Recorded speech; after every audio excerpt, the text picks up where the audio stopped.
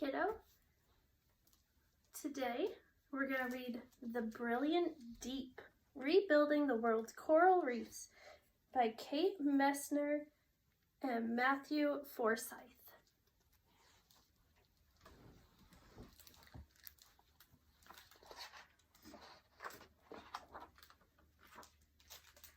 It starts with one.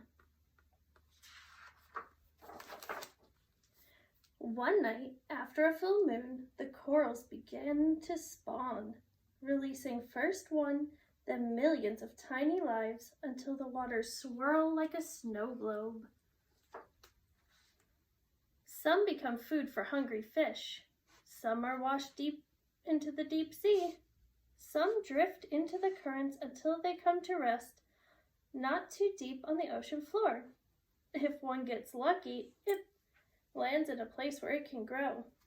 This one will begin a coral reef. Ken Neddemeyer grew up near Florida's Kennedy Space Center, watching America race toward the moon.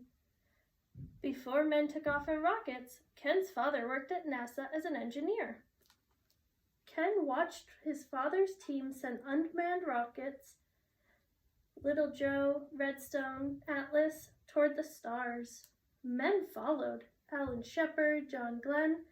It seemed like just about anything might be possible if you put your mind to it. But Ken's dreams weren't in the stars. He loved the ocean. He watched TV shows about underwater explorer Jacques Cousteau.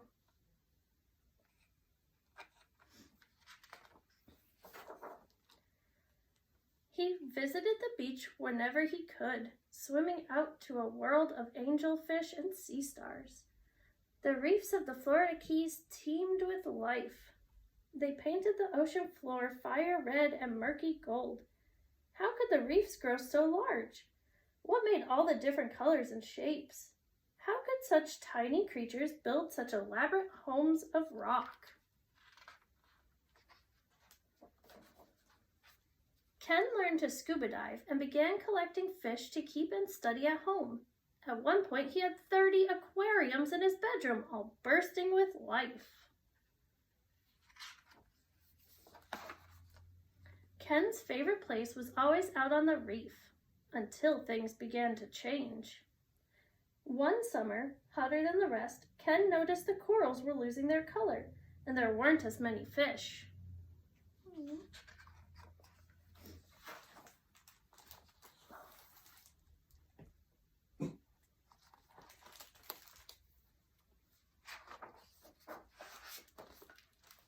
The urchins had started to die.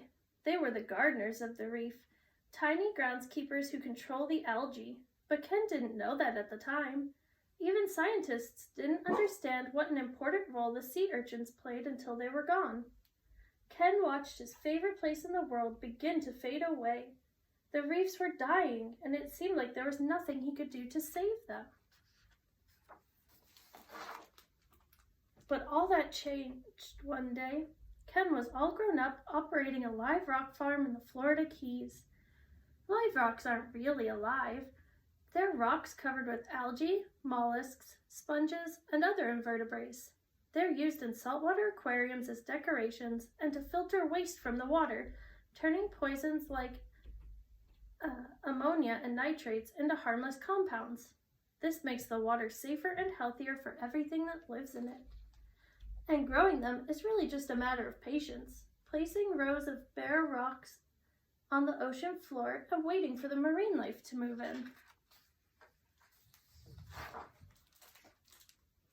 On one moonlit night, a nearby coral colony spawned, and a few of those delicate lives found their way to Ken's rocks. They grew into staghorn corals.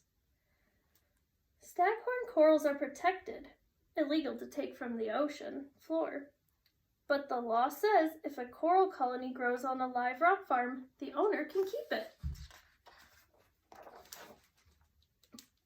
Ken could have sold his specimens to someone with a saltwater aquarium, but instead he and his daughter had an idea.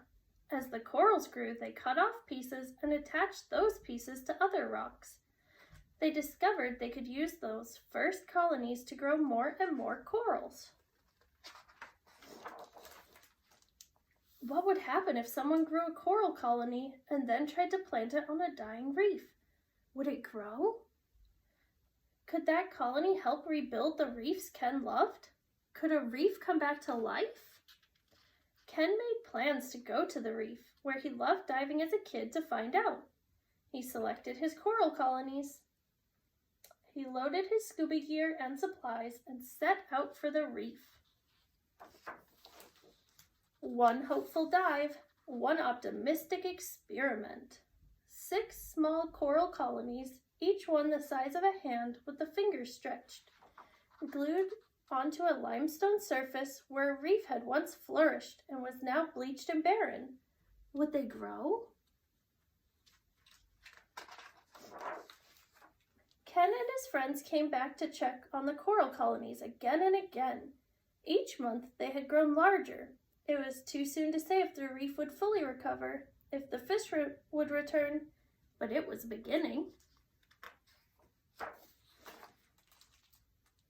Ken started a group called the Coral Restoration Foundation, a small army of volunteers on a mission to restore the reefs.